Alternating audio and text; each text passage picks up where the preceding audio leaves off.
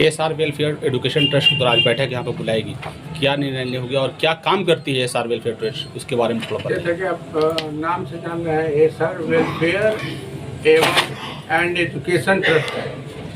SR welfare and education trust है, तो इसका दो पार्ट है। एक पार्ट वेलफेयर है और दूसरा पार्ट है एजुकेशन। तो हम वेलफेयर में से संबंधित कार्यक्रम लेते हैं, जिससे दबे कुचले हुए जो लोग भी हैं या जो गांव ट्रोडन पीपुल हैं उनको सहायता हो सके, उनको जीवन यापन में सहायता हो सके, उनके जीवन बेहतर हो सके।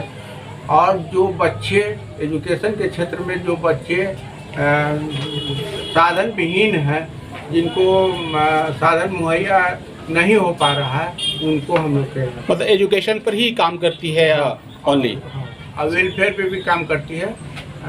जैसा कि इस बार आज के मीटिंग में जो डिसाइड हुआ है, दो मुख्य बात डिसाइड हुआ है कि एक मेडिकल कैंप लगाया जाए, जिसकी सूचना इसमें दी जाएगी और प्रचार प्रसार करके बढ़िया मेडिकल कैंप लगाया जाएगा। एक साल इसका एस्टेब्लिश, मतलब एक साल में क्या क्या काम किया एजुकेशन पे? हाँ, वो थोड़ा एजुकेशन पे काम ये हुआ है कि जितना भी प्रतिभाशाली बच्चा लोग है, उन लोग को प्रोत्साहन के रूप में बहुत सारा गिफ्ट दिया गया है, पुरस्कार दिया गया है, ताकि उनका मनोबल बढ़े। और विभिन्न प्रकार की प्रतियोगिताएं निर्धारित संचालित की गई हैं, जिनमें उन लोगों का बच्चों का पढ़ने से, लिखने से, चित्रकारी से, साहित्य और कला के हर एक क्षेत्र में रुचि जागे और वो आगे बढ़े। उस संबंध परिचय।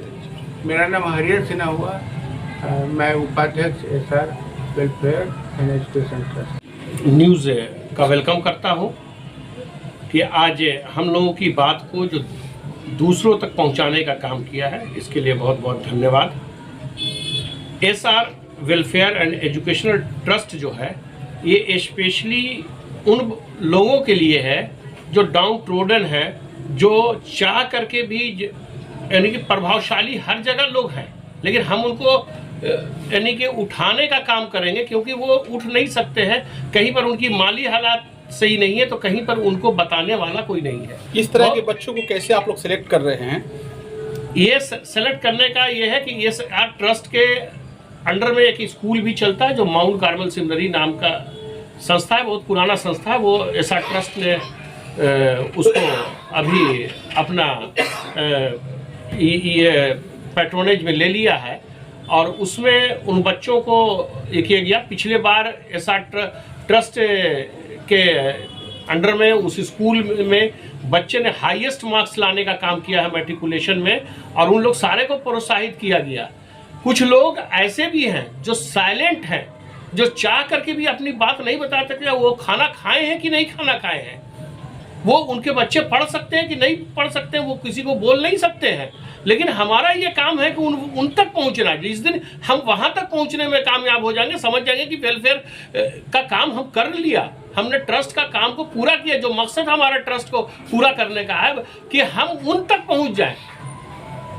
आज एक चीज का नाम लोग लेते हैं, मोहम्मडन लॉ से, यहाँ पर बहुत सारे मोहम्मडन लॉ को जानते होंगे कि एक बात को लोग सारे लोग बोलते हैं कि अगर माँ बाप की जिंदगी में बाप अगर खत्म हो जाता है, यानी कि बेटा खत्म हो जाता है, तो उसका बाल बच्चा महजूब हो जाता है। लेकिन अल्लाह ने वहीं पर बोला है, यतीमों के सर पे हाथ रखो, ये कोई नहीं रखता।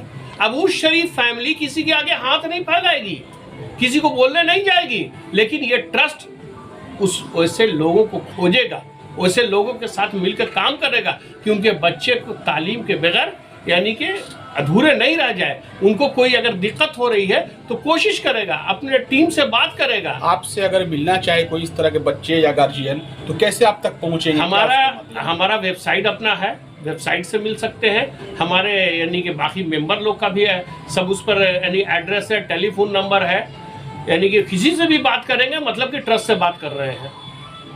और हम तो बेकार आदमी हैं, तो इसलिए हमसे मिलने में तो कोई दिक्कत है नहीं किसी